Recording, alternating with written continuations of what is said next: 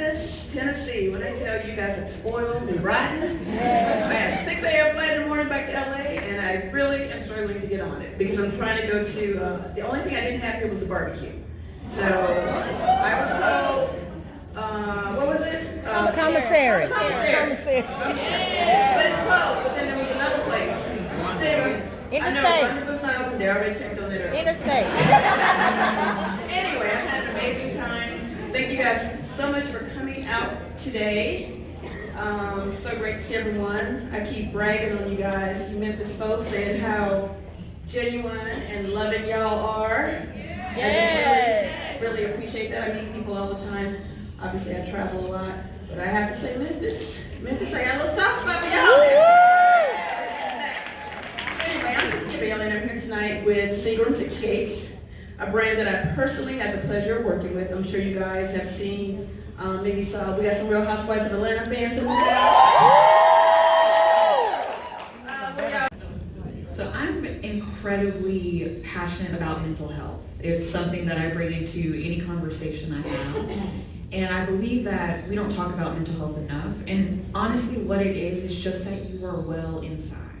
Like, people put all these stigmas around it, all these stories, and hype it up to something that's huge, but it's every single person, anywhere, everywhere. It's about how you are inside. So with that said, I don't necessarily know if I believe there's a true distinction between who you are at work and who you are not at work. And I think that the two blend so much that you have to focus on being well in all of those things. Mm-hmm. So for the question that you posed, to me it's about, for myself and my story, it's making sure that I am personally well first, and then figuring out, okay, I'm well, I know who I am, and I know how I want to spend my time. So my professional life feels like an extension of who I am and how I've decided I want to move through the world. So does spending time with my family, so does doing things like women empowerment tours, right? It's how I section my time based on how I am in terms of who I am, what I want in the world, and how I choose to spend my time. Mm-hmm. So if answering the question means I put myself first and then figure out what it is I want to do, then personal comes first. What is, in one quick word or one quick sentence, what's the takeaway for today? What can you leave these amazing folks with, when it comes to, just empowerment and entrepreneurship? We have some guys here too, so it didn't have to be just specifically for women, even though this is our thing. I'm glad y'all came, but it is our stuff, so it is for the women. But just what can you, I'm gonna start with you, Crystal. We're gonna just come down. Go back to my, Heavenly Father. God is your source. Always remember that. Don't allow man to get you to the next level. Allow God to get you to the next level. Amen. I would say for me that the ultimate source of empowerment is just being comfortable as is. So if everything in your external world were to fall away, and you can still have peace for yourself, like that is the ultimate success. You can have all these millions of dollars, you can have as much fame as you want, or you can have a very modest lifestyle, right? But whatever it is, if you have peace in yourself, that to me is what's successful. So if you set your sights on you and set your sights on cultivating a flourishing inner world, you will always be empowered and be joyful. Amen. Miss Hannah?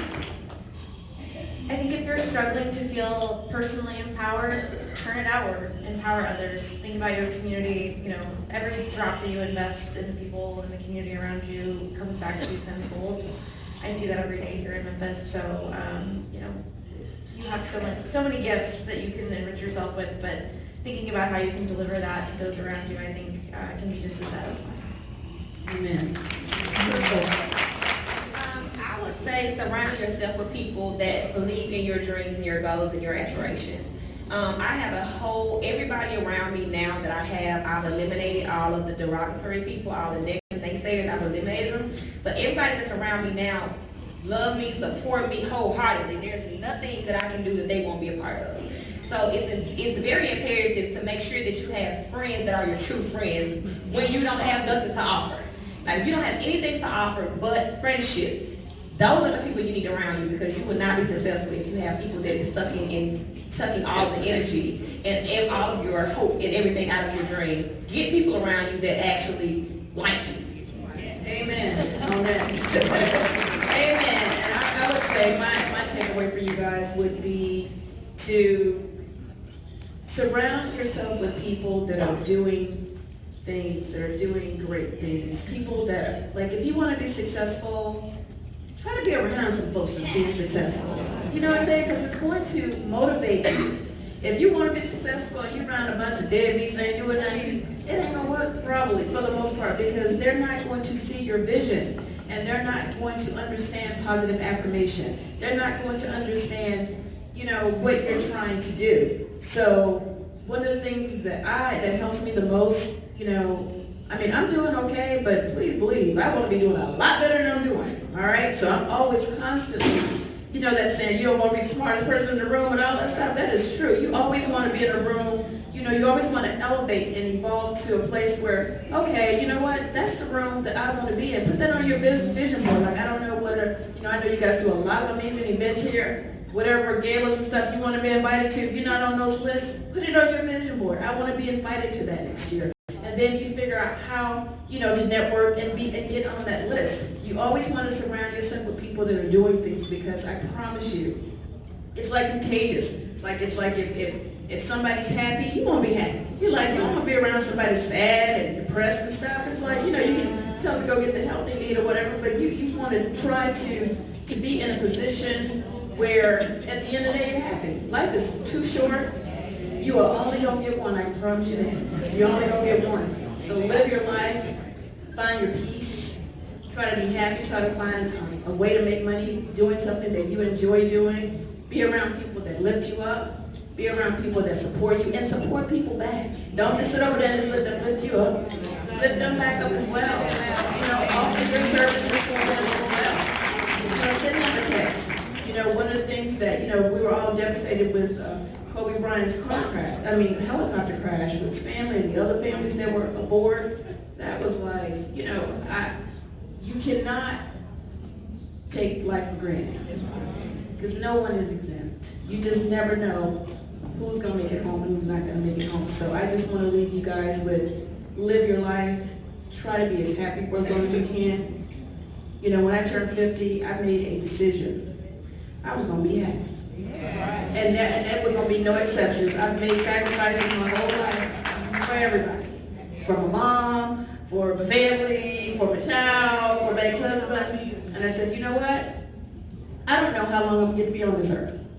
And I am turning 50. So whatever happens now, I'm doing Cynthia. And I've been doing it ever since. So I will tell you guys, do you, because everybody gravitates toward me, because I'm in this happy bubble because I'm just trying to just do what I need to do, and people want to be around that, because it's a beautiful thing to figure out you deserve to be damn happy.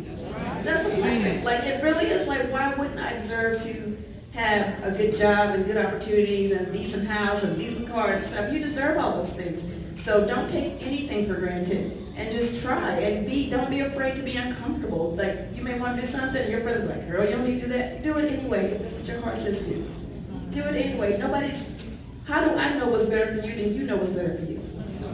You know what I'm saying? So anyway, I love you guys. On behalf of everyone here tonight, especially Seagrams Escapes, my partners, hey Josh, hey Kelly, my agents here from LA.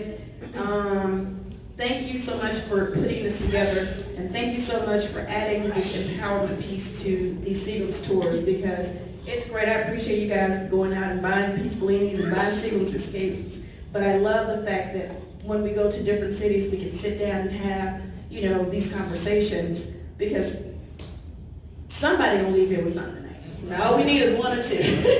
Somebody got something from this tonight, and that's all that really matters. And like I say, I can't change the whole world, but if I can touch any of you guys in any way, please know I do not have all the answers. I wasn't smart as I wasn't special anything. I'm just a girl from Alabama that decided to take a chance, try to treat folks right, and just trying to be happy. So I'm no different from anyone else in this room. So God bless all of you. you guys. Thank you for my beautiful panel, Crystal, Anna, Chloe, and Crystal down here. You guys have so many amazing things to say, and I'm definitely taking away some of the things that you guys have to say as well.